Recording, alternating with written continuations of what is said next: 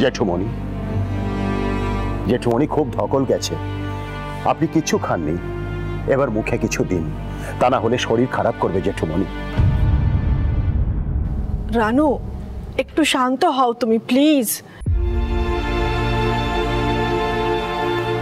মীনাক্ষী, রানুকে কিছু খেতে বলো। রানু, তুমি প্লিজ এবার একটু কিছু খেয়ে নাও। আমায় খেতে বলো না গো মিনু বৌদি, আমার গলা দিয়ে নামবে না। তাই তো রানু ডার্লিং, তোমার গলা দিয়ে কি করে এখন খাবার নামবে বলো তো? যার ছেলে নিজের দাদাকে খুন করতে চেয়েছিল, ও মাই গড, আমি তো ভাবতেই পারছি না, আমাদের হাত পা ঠান্ডা হয়ে যাচ্ছে। ক্যান ইউ ইমাজিন বাসুদেব আমাদের ঋত বেটা ওম বেটাকে মার্ডার করতে চেয়েছিল? হাউ? অমরেশ, এটা কি করে হলো? বুঝতে পারিনি গো নতুন বউ, ছেলেটা যে এরকম হয়ে গিয়েছে এটা সত্যি আমরা বুঝতে পারিনি। আহা, থাক না এখন এসব কথা, আমার আর ভালো লাগে না। না না, থাকবে কেন? কেন থাকবে?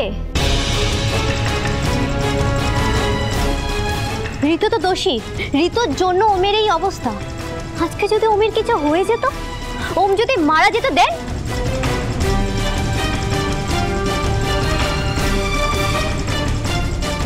এর জন্য ঋতুকে পানিশমেন্ট তো পেতেই হবে। সে তো শাস্তি পাচ্ছে না, এটা তো কিছুই নয়, এর থেকে বড় পানিশমেন্টও পাবে। কি আন্টি, ঠিক বললাম তো? একদম ঠিক বলেছ অনুষ্কা বেবি। কি বাসুদেব, অনুষ্কা ঠিক বলেছে তো? আচ্ছা, ওমের জন্য ডিনারে কি ব্যবস্থা করা হয়েছে? এক কাজ করুন, ওর জন্য একটু স্টু বানিয়ে দিন, ওকে? আমি গিয়ে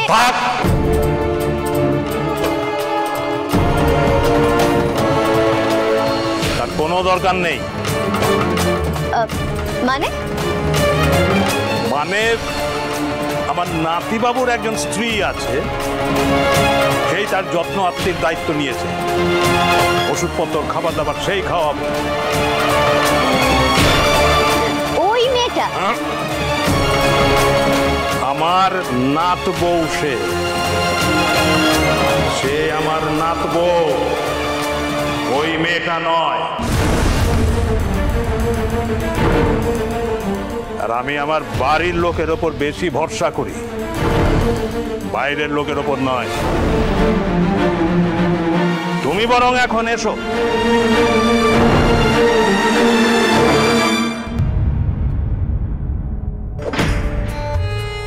বাবা, ভালো করে অনুষ্কার কাটা ঘায়ে নুনের ছিটাটা দিন, তাহলেই না আমি অনুষ্কাকে ভালো করে ইউজ করতে পারবো।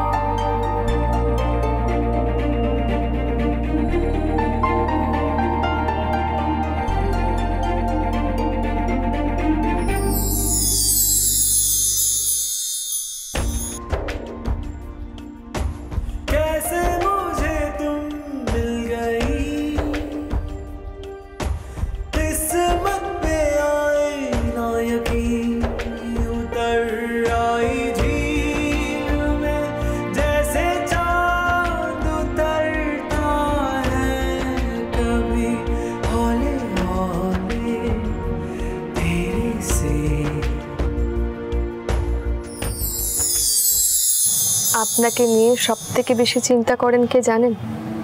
আপনার দাদু। ওই মানুষটা আপনাকে অনেক বেশি ভালোবাসে। এখন দেখি কত তাড়াতাড়ি আপনাকে সুস্থ করে ওনার হাতে তুলে দিতে পারি।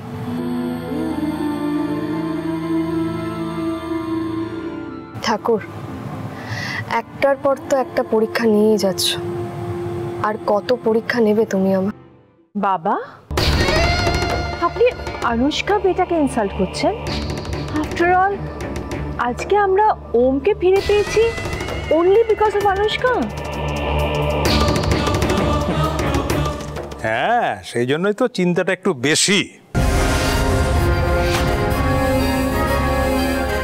মানে একটা অ্যাক্সিডেন্ট হলো, আমার নাতিবাবু অ্যাক্সিডেন্টের জায়গা থেকে গায়েব হয়ে গেলেন, এমনভাবে গায়েব হলেন যে পুলিশ তাকে তন্ন তন্ন করে খুঁজেও আমার নাতিবাবুকে খুঁজে পেল না।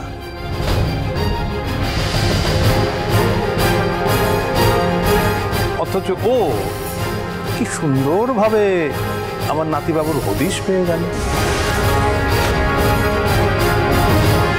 বাবা, আপনি আমাদের আনুষ্কা বেবিকে সন্দেহ করছেন? মৃত্তিকা, দেখো, অপরাধী ধরা যখন পড়েই গেছে তখন আর সন্দেহ করে কোনো লাভ হয় না। কিন্তু মানুষের মন তো, মনে যদি খটকা লাগে তাহলে সন্দেহ খুব স্বাভাবিকভাবে চলে আসে। আর একবার সন্দেহ এসে গেলে সেটা কিন্তু দূর করা যায় না। কেমন? আমি জাস্ট কোনোদিনও ভাবিনি ওমের বাড়িতে এসে আমাকে এতগুলো কথা শুনতে হবে। আন্টি আন্টি আমি আসছি। হ্যাঁ, সেটাই ভালো, তুমি বরং এসো।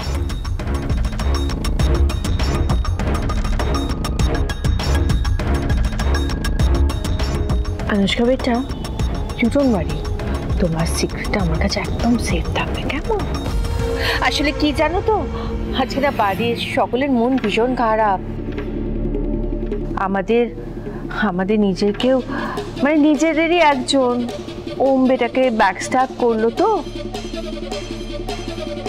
বুঝতেই পারছো। প্লিজ ডোন্ট মাইন্ড বেটা, তুমি আজ এসো, কেমন? আমি আসি আন্টি।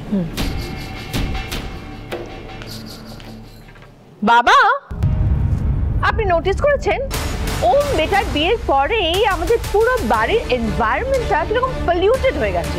এইসব conspiracy theories, politics, oh my god, it's so horrible. আমাদের বাড়ির পিসটাই জাস্ট চলে গেছে।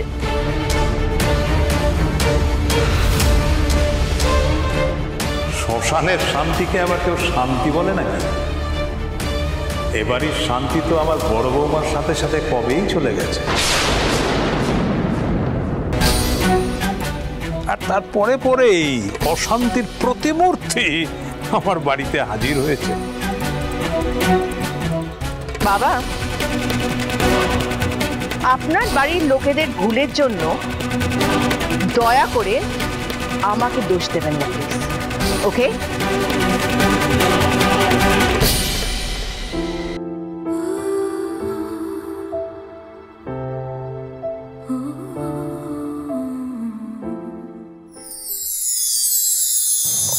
ওনার জামাটা চেঞ্জ করে দিই, তখন থেকেই একই জামা পরে আছে।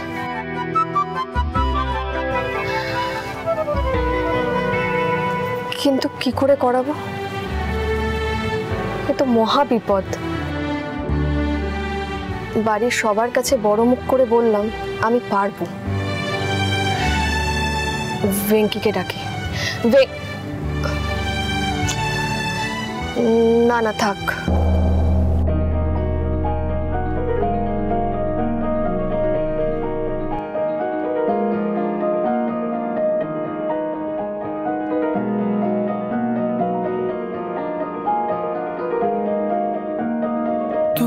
सफर मेरा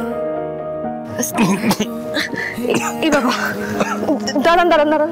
तेरे बिना गुजारा ऐ दिल है मुश्किल, तू मेरा खुदा, तू ही दुआ में शामिल, तेरे बिना गुजारा ऐ दिल है मुश्किल।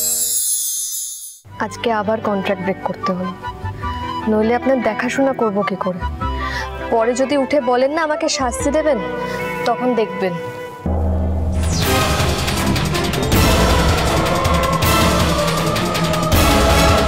কে ওখানে? কেউ আছে?